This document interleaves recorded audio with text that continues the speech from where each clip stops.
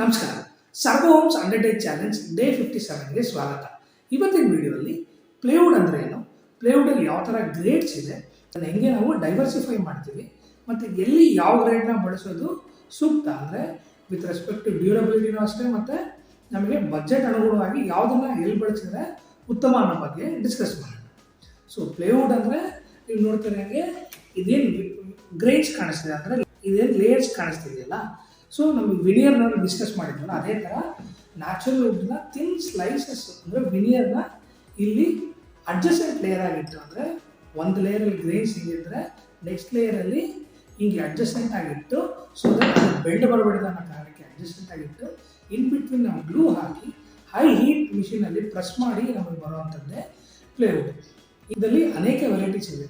ಅದರಲ್ಲಿ commercial play ಅಥವಾ MR play ಅಂತ ಹೇಳ್ತಾರೆ, BWR ಅಂತ ಹೇಳ್ತಾರೆ, BWP ಅಂತ ಹೇಳ್ತಾರೆ, ಗರ್ಜನ್ ಫಿನಿಶ್ ಅಂತಾರೆ, ನೀಮ್ ಫಿನಿಶ್ ಅಂತಾರೆ. ಏನದಲ್ಲ ಅಂದರೆ MR ಅಂದರೆ ಮಾಯ್ಶ್ಚರ್ ರೆಸಿಸ್ಟೆನ್ಸ್ ಅಥವಾ ಕಮರ್ಷಿಯಲ್ ಪ್ಲೇ ಅಂತ ಕರಿತೀವಿ. ಅಂದರೆ ನೀರು ಅದರ ಮೇಲೆ ತಾಕದೆ, ಅಂದರೆ ಜಸ್ಟ್ ನೀವು ಒರೆಸ್ತಾ ಇದ್ದೀವಿ ಮಾಡ್ತಾ ಇದ್ದೀವಿ ನೆಲ ಒರೆಸ್ಬೇಕಾದ್ರೆ ತಾಕದೆ, ಅದನ್ನೆಲ್ಲ ಅದು ತಡೆಯುವಂಥದ್ದು. ಅಂದರೆ ಎಲ್ಲಿ ಕ್ಲಾಸಿಫೈ ಮಾಡ್ತಾರೆ ಅಂದರೆ ನಾವು ಬಾಯ್ಲಿಂಗ್ ವಾಟ್ರಲ್ಲಿ ಅಂದರೆ 60 ಡಿಗ್ರಿ ಸೆಲ್ಸಿಯಸ್ ಇರೋ ಬಾಯ್ಲಿಂಗ್ ವಾಟ್ರಲ್ಲಿ ಆ ಪ್ಲೇವುಡ್ನ ಇಟ್ಟರೆ 3 ಅವರ್ ಅಷ್ಟು ಆ ಪ್ಲೇವುಡ್ ತಡೆಯುತ್ತೆ ಬಾಯ್ಲಿಂಗ್ ವಾಟರ್ಗೆ. ಅದನ್ನು MR ಪ್ಲೇ ಅಥವಾ ಕಮರ್ಷಿಯಲ್ ಪ್ಲೇ ಅಂತ ಕರಿತೀವಿ. ಇದನ್ನು ಎಲ್ಲೆಲ್ಲ ಬಳಸ್ಬೋದು ಅಂದರೆ ಎಲ್ಲಿ ನಮಗೆ ಯಥೇಚ್ಛವಾಗಿ ನೀರಿನಲ್ಲಿ ಅದು ಕಾಂಟ್ಯಾಕ್ಟ್ ಇರಲ್ವೋ, ಅಂದರೆ ಫಾರ್ ಎಕ್ಸಾಂಪಲ್ TV ಯೂನಿಟ್ ಆಗಲಿ ಅಥವಾ ವಾಲ್ ಕ್ಯಾಬಿನೆಟ್ಸ್ ಆಗಲಿ, ವಾರ್ಡ್ರೋಬ್ಸ್ ಆಗಲಿ, ಲಾಫ್ಟ್ಸ್ ಆಗಲಿ, ಅಲ್ಲೆಲ್ಲ ನಾವು ಕಮರ್ಷಿಯಲ್ ಪ್ಲೇನ ಬಳಸ್ಬೋದು.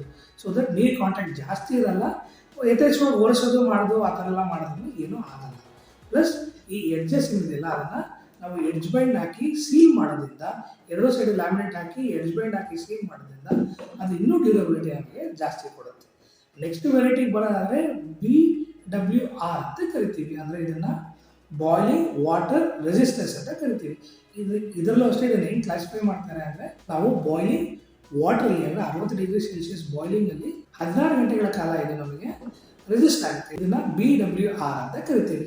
ಸೊ ಇದನ್ನು ಎಲ್ಲೆಲ್ಲ ಬಳಸ್ಬೋದು ಅಂದರೆ ಕಿಚನ್ಗೆ ಬಳಸ್ಬೋದು. ನಮ್ಮ ಕಿಚನ್ನಲ್ಲಿ ನೀರು ಕಾಂಟ್ಯಾಕ್ಟ್ ಇರುತ್ತೆ, ಇದು 16 ಅವರ್ ಮಾತ್ರ ತಡೆಯುತ್ತೆ. ಅಂದರೆ ಇದನ್ನು ನಾವು ಬಾಯ್ಲಿಂಗ್ ವಾಟರ್ ಹೀಟಲ್ಲಿ ಟೆಸ್ಟ್ ಮಾಡಿದಾಗ 16 ಅವರ್ ಇದು ನಮಗೆ ರಿಸಲ್ಟ್ ಬಂದಿರುತ್ತೆ. ಬಟ್ ಕಿಚನಲ್ಲಿ ನಾವು ಏನಕ್ಕೆ ಬಾಯ್ಲಿಂಗ್ ವಾಟರಲ್ಲಿ 16 ಅವರ್ ನೆನೆಸ್ತೀವಿ? ಸೊ ಇದು 16 ಅವರ್ ಅನ್ನೋದು ಇಂಡಿಕೇಟ್ಸ್, ಅಂದರೆ 16 ಅವರ್ ಆ ಟೆಂಪರೇಚರಲ್ಲಿ ಪ್ಲೇವುಡ್ ಹಾಕಿದ್ರೂ ಸಹ ಅದು ರೆಸಿಸ್ಟ್ ಮಾಡುತ್ತೆ ಅನ್ನೋದು ಒಂದು ಎಕ್ಸಾಂಪಲ್. ಸೊ ಇದನ್ನು ನಾವು ಕಿಚನ್ಗೆ ಈಸಿಯಾಗಿ ಬಳಸ್ಬೋದು. ಟಾಯ್ಲೆಟಲ್ಲಿ ಎಲ್ಲ ನಾವು under counter wash basin under ಕೌಂಟ್ರಲ್ಲಿ ಸ್ಟೋರೇಜ್ ಮಾಡ್ತಾ ಇದ್ದೀವಿ ಅಂದಾಗ ಇದನ್ನು ಯಥೇಚ್ಛವಾಗಿ ಬಳಸ್ಬೋದು. ನೆಕ್ಸ್ಟ್ ಬರುವಂಥದ್ದು BWP ಅಂದರೆ ಬಾಯ್ಲಿಂಗ್ ವಾಟರ್ ಪ್ರೂಫ್ ಅಂತ ಕರಿತೀವಿ. ಸೊ ಇದನ್ನು ಅಷ್ಟೇ, ಇದನ್ನು ಹೆಂಗೆ ಕ್ಲಾಸಿಫೈ ಮಾಡ್ತಾರೆ ಅಂದರೆ ಇದು 72 ಗಂಟೆಗಳ ಕಾಲ, ಅಂದರೆ 3 days ವಾಟ್ರಲ್ಲಿ ನಾವು ಸೋಪ್ ಮಾಡೋದೇನೋ, ಅಂದರೆ ಬಾಯ್ಲಿಂಗ್ ವಾಟ್ರಲ್ಲಿ 60 ಡಿಗ್ರಿ ಬಾಯ್ಲಿಂಗ್ ವಾಟ್ರಲ್ಲಿ ನಾವು ಸೋಪ್ ಮಾಡಿದ್ರೆ ಇದು ರೆಸಿಸ್ಟ್ ಮಾಡುತ್ತೆ ಅನ್ನೋದು BWP.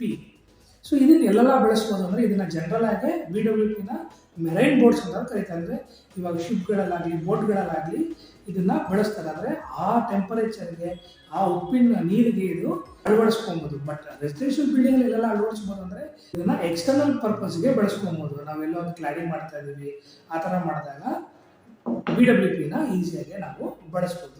ಇದು ಬಿಟ್ಟು ಗರ್ಜನ್ ಪ್ಲೇ ಅಂತ ಹೇಳ್ತಾರೆ, ನೀಮ್ ಪ್ಲೇ ಅಂತ ಹೇಳ್ತಾರೆ, ಓಕ್ ಅಂತ ಹೇಳ್ತಾರೆ. ಇದೆಲ್ಲ ಏನಂದರೆ ಏನು ವಿನಿಯರ್ ಯೂಸ್ ಮಾಡಿರ್ತಾರಲ್ಲ ಮ್ಯಾನುಫ್ಯಾಕ್ಚರ್ಗೆ, ಈ ಲೇಯರ್ಸ್ ಆಫ್ ವಿನಿಯರ್ಸು ಅದರ ಬೇಸಿಸಲ್ಲಿ ಆ ಹೆಸರುಗಳನ್ನ ಕೊಡ್ತಾರೆ. ಬಟ್ ಈಗ ನಾವು ಮೇಯ್ನಾಗಿ ನೋಡಬೇಕಾಗಿರೋದು MR ಅಥವಾ ಕಮರ್ಷಿಯಲ್ ಪ್ಲೇನ, BWR ಅಥವಾ BWP ಬಳಸ್ತಾ ಇದೀವ ಅನ್ನೋದು ನೋಡಬೇಕಾಗತ್ತೆ.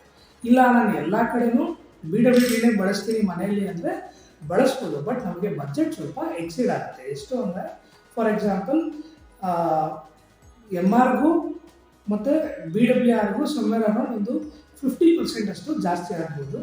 ಅದನ್ನೇ MRಗೂ ಮತ್ತು BWPಗೂ ಕಂಪೇರ್ ಮಾಡಿದಾಗ ಆಲ್ಮೋಸ್ಟ್ 100% ಅಷ್ಟು ರೇಟು ವೇರಿ ಆಗ್ತಾ ಇರುತ್ತೆ.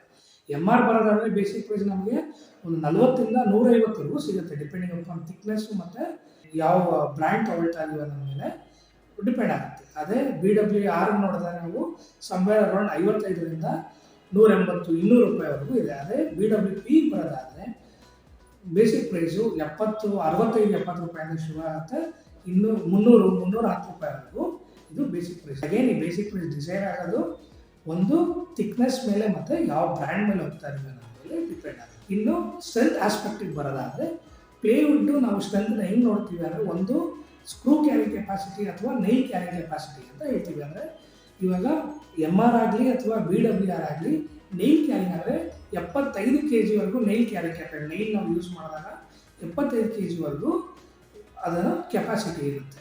ಅದೇ BWPಗೆ 175 kg ನೈಲ್ ಕ್ಯಾರಿ ಕೆಪಾಸಿಟಿ.